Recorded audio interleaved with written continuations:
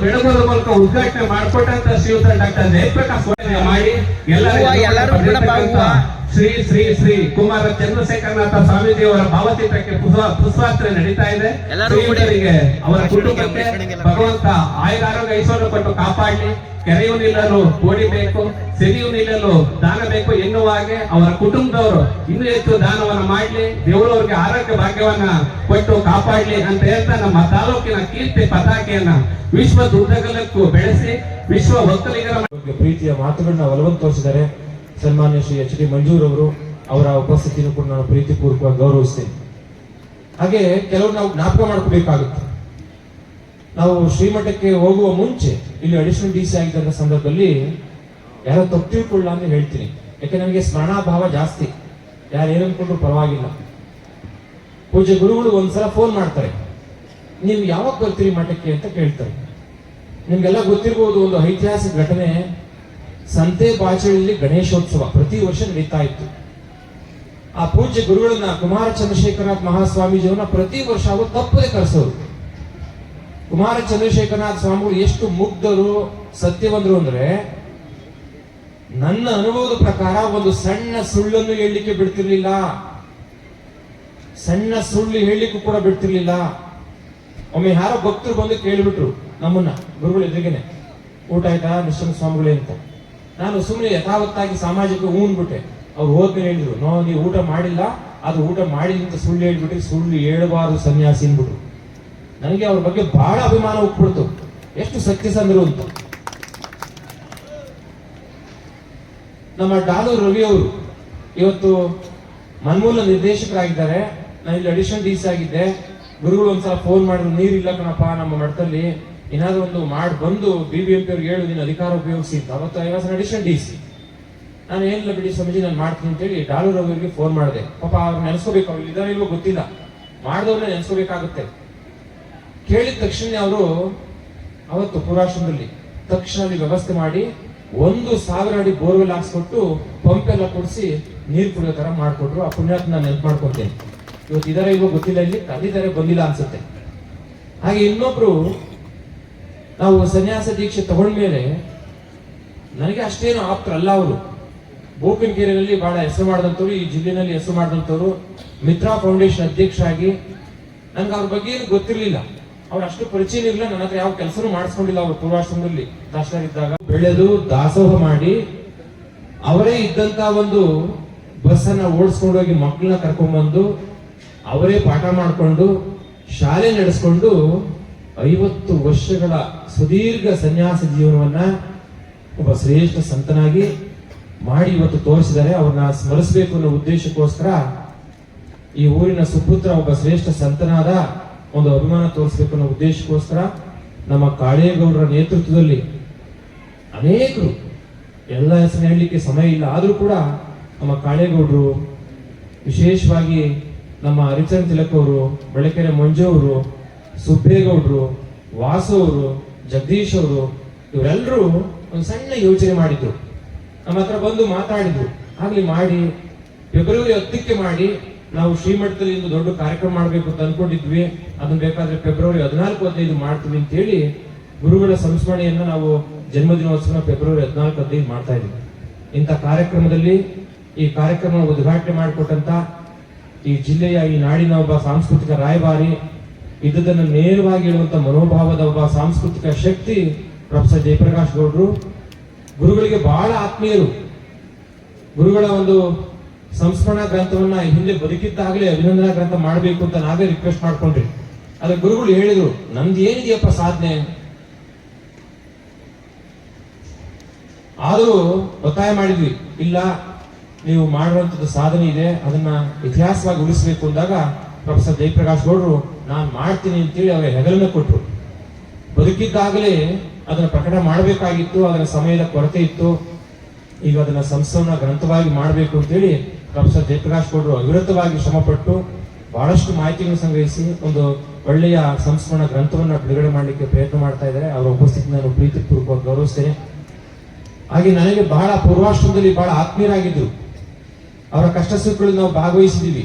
ಅಧಿಕಾರಿಯಾಗಿದ್ದಂಥ ಸಂದರ್ಭದಲ್ಲಿ ಅವರು ಕೂಡ ಸ್ಪಂದಿಸಿದ್ದಾರೆ. ಇವತ್ತು ಈ ತಾಲೂಕಿನ ಒಬ್ಬ ಹೆಮ್ಮೆಯ ಶಾಸಕರಾಗಿ ಗುರುಗಳ ಸಂಸ್ಮರಣೆ ಮಾಡಲಿಕ್ಕೆ ಅವರು ಕೂಡ ಬೆನ್ನಿಗೆ ನಿಂತು ಇವತ್ತು ಈ ಕಾರ್ಯಕ್ರಮದ ಅಧ್ಯಕ್ಷತೆ ವಹಿಸಿ ಒಳ್ಳೆಯ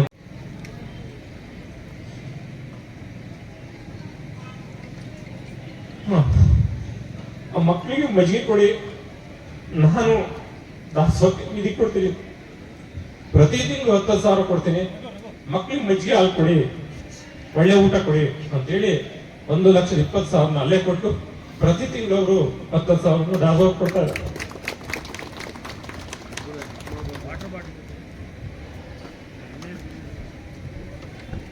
ಹಾಗೆ ಇನ್ನೊಬ್ರು ಅವ್ರು ನಮ್ಗೆ ಪರಿಚಯನೇ ಇಲ್ಲ, ಆದ್ರೂ ಇಲ್ಲಿ ಒಳ್ಳೆ ಹೆಸರು ಮಾಡಿದ್ದಾರೆ.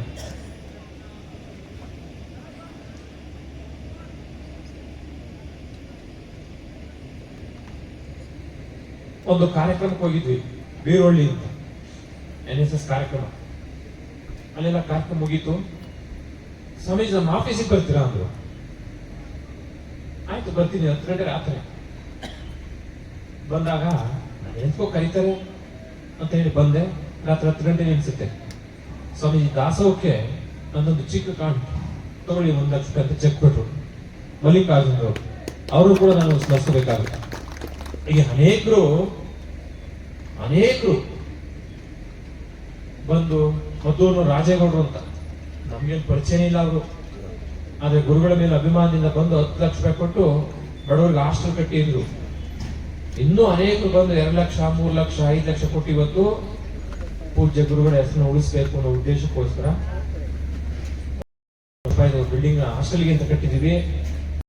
4 ಕೋಟಿ ರೂಪಾಯಿ ಪ್ರಾಜೆಕ್ಟ್ ಮಾಡಿ ನಮ್ಮ ಹಳ್ಳಿಯ ಹುಡುಗರಿಗೆ ಇರೆಸ್ಪೆಕ್ಟಿವ್ ಆಫ್ ದ ಕ್ಯಾಸ್ಟ್.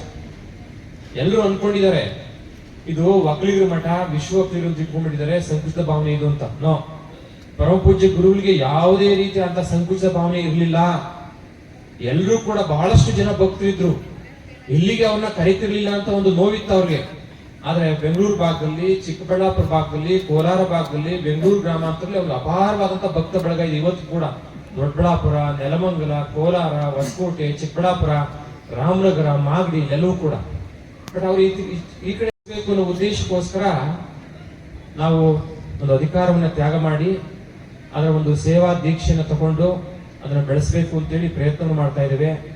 ಇವತ್ತು ನೀವು ಬಹಳ ಅದ್ದೂರಿಯಾಗಿ, ಬಹಳ ಪ್ರೀತಿಪೂರ್ವಕವಾಗಿ, ಶ್ರದ್ಧಾಪೂರ್ವಕವಾಗಿ ಕೆಲಸ ಮಾಡಿ ಗುರುಗಳಿಗೆ ಒಂದು ಸಂಸ್ಮರಣೆಯನ್ನು ಮಾಡ್ತಾ ಇದ್ದೀವಿ. ಇವತ್ತೆಲ್ಲ ವೇದಿಕೆ ಮೇಲೆ ಅನೇಕರಿದ್ದಾರೆ. ನಮ್ಮ ನಂಜಪ್ಪನವರು ಗುರುಗಳಿಗೆ ಅತ್ಯಂತ ಪ್ರೀತಿ ಪಾತ್ರರು.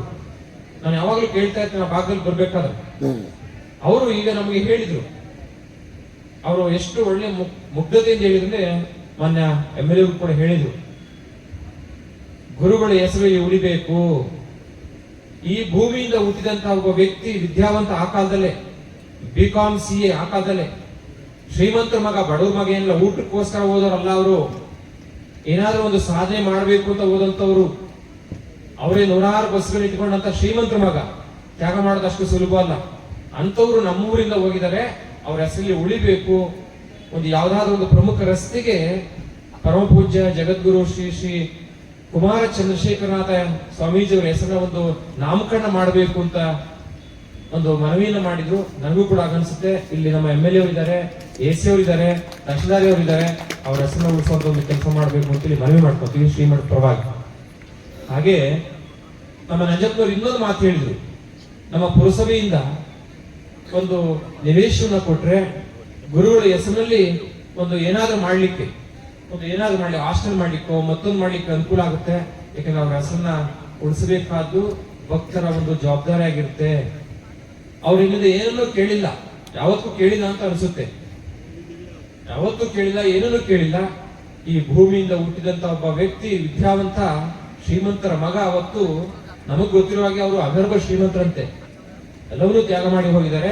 ಅವ್ರ ಹೆಸರು ಉಳಿಲಿಕ್ಕೆ ಒಂದು ನಿವೇಶನ ಕೊಟ್ರೆ ಭಕ್ತಿಯಿಂದ ಹಣ ಎತ್ತಿ ಅಲ್ಲಿ ಏನಾದ್ರು ಒಂದು ವಿದ್ಯಾರ್ಥಿ ನಿಲಯವನ್ನೋ, ಒಂದು ಸಣ್ಣ ಯೋಗ ಭವನವನ್ನು ಏನಾದ್ರು ಮಾಡ್ಲಿಕ್ಕೆ ಸಾಧ್ಯ ಆಗುತ್ತೆ ಅಂತ ಮನವಿಯನ್ನ ಗುರುಗಳ ಪರವಾಗಿ, ಶ್ರೀಮಠದ ಪರವಾಗಿ ನಾವು ನಮ್ಮ ನಂಜಪ್ಪನವರು ಒಂದು ಒಳ್ಳೆ ಮಾತು ಹೇಳಿದ್ರು. ಆ ಒಂದು ಮನವಿಯ ಮೇರೆಗೆ ಸನ್ಮಾನ್ಯ ಶಾಸಕರಿಗೆ, ಆಗ ಅಸಿಸ್ಟೆಂಟ್ ಕಮಿಷನರ್, ತಹಶೀಲ್ದಾರ್ ಅವರು, ಚೀಫ್ ಮನವಿಯನ್ನ ಮಾಡ್ಕೊಂಡ್ರೆ ದಯಮಾಡಿ ಅದನ್ನ ಮಾಡಿಕೊಡಿ, ಹೆಸರು ಉಳಿಲಿ, ಎಲ್ಲವನ್ನೂ ಕೂಡ ತ್ಯಾಗ ಮಾಡಿ ಈ ಒಂದು ಜಗತ್ತಿಗೆ, ಈ ಒಂದು ನಾಡಿಗೆ ಬಿಟ್ಟು ಹೋಗಿದ್ದಾರೆ. ಇನ್ನಷ್ಟು ಬೆಳಿಲಿಕ್ಕೆ ಪೂಜ್ಯ ನಿರ್ಮಲಾನಂದ ಮಹಾಸ್ವಾಮೀಜಿಯವರು, ನಾನು ಪಟ್ಟಾಭಿಷೇಕದ ಕಾರ್ಯಕ್ರಮದಲ್ಲಿ ಕರೀಲಿಕ್ಕೆ ಹೋಗಿದ್ದೆ. ಅವ್ರು ಹೇಳಿದ್ರು ಕೂರಿಸ್ಕೊಂಡು, ನೋಡಿ ನಾವು ಪೈಪೋಟಿಗೆ ಇಳಿಯೋದು ಬೇಡ, ಇಬ್ರು ಸಮಾನವಾಗಿ ಪ್ರೀತಿ ವಿಶ್ವಾಸದಿಂದ ಭಕ್ತರನ್ನ ಕಟ್ಟೋಣ, ಸಮಾಜವನ್ನ ಕಟ್ಟೋಣ. ನಮಗೆ ನಿಮ್ಗೆ ದುಡ್ಲಿಕ್ಕೆ ಇನ್ನೆಷ್ಟು ವಯಸ್ಸಿರಬಹುದು, ಇನ್ನೊಂದು 20-25 ವರ್ಷದ ಕಾಲ ನಾವು ಕೆಲಸ ಮಾಡ್ಲಿಕ್ಕೆ ಅವಕಾಶ ಆಗುತ್ತೆ. ಹಾಗಾಗಿ ನಾವೆಲ್ಲರೂ ಒಂದೇ ಅನ್ನೋ ಭಾವನೆಯಿಂದ ಮಠವನ್ನ ಕಟ್ಟೋಣ. ನನಗೆ ಬಹಳ ಖುಷಿ ಆಯ್ತು. ಸನ್ಯಾಸ ದೀಕ್ಷೆ ಕಾರ್ಯಕ್ರಮದಲ್ಲಿ ಮೊಟ್ಟ ಮೊದಲಿಗೆ ನಾನು ಅನುಮತಿ ತಗೊಂಡಿದ್ದೆ ಅವ್ರನ್ನ ಹೋಗಿ, ಪೂಜ್ಯ ನಿರ್ಮಲಾನಂದ ಮಹಾಸ್ವಾಮೀಜಿ ಹತ್ರ ಹೋಗಿ, ನೀವು ಅನುಮತಿ ಕೊಡಬೇಕು, ನೀವು ಕಾರ್ಯಕ್ರಮ ನೀವೇ ನಡೆಸ್ಕೊಡ್ಬೇಕು ಅಂತ. ಅದರಂತೆ ಅವರು ಬಹಳ ಪ್ರೀತಿಯಿಂದ ಬಂದು ನಮ್ಮ ಗುರುಗಳ ಪಾದಕ್ಕೆ ನಮಸ್ಕಾರ ಮಾಡಿಕೊಂಡ್ರು.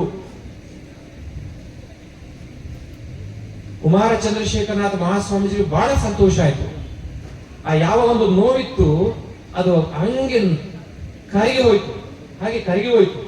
ಬಹಳ ಖುಷಿಯಾಗಿ ನನಗೆ ಹೇಳಿದ್ರು, ನಿರ್ಮಲಾನಂದ ಮಹಾಸ್ವಾಮಿ ಫಸ್ಟ್ ಹೆಸರು ಹಾಕ್ಸಿ, ಉಳಿದೋರ್ನೆಲ್ಲ ಆಮೇಲೆ ಹಾಕ್ಸಿ, ಅವನು ಕೂಡ ಕರೆಸಿ ಪಕ್ಷದಲ್ಲಿ ನಿಮ್ಗೆ ದೀಕ್ಷೆ ಕೊಡ್ತೀನಿ, ಚೆನ್ನಾಗಿ ಸಂಬಂಧವನ್ನ ಬೆಳೆಸ್ಕೊಂಡು ಹೋಗಿ ಈ ಸಮಾಜವನ್ನ, ಈ ಸಮುದಾಯವನ್ನ, ಈ ಒಂದು ಕೆಲಸವನ್ನು ಮಾಡಿ ಅಂತ ಹೇಳಿ ಬಹಳ ಒಂದು ಸತ್ಯದ ಮಾತುಗಳನ್ನ ಪರಮ ಪೂಜ್ಯ ಕುಮಾರನಾಥ ಮಹಾಸ್ವಾಮೀಜಿಯವರು ನಮ್ಗೆ ಮಾಡಿ ಹೋದ್ರು, ಆಶೀರ್ವಾದವನ್ನು ಮಾಡಿ ಹೋದ್ರು.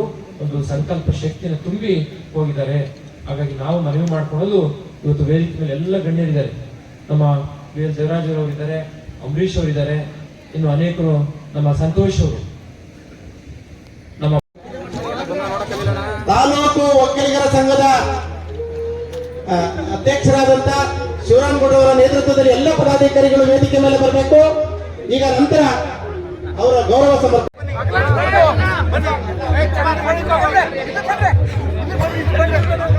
ಸ್ವಲ್ಪ ಗೈಡ್ ಮಾಡಿ ಬರೋದು, ಕೈ ಫೋನ್ ತೆಗೀರಿ, ಅದು ಸ್ವಲ್ಪ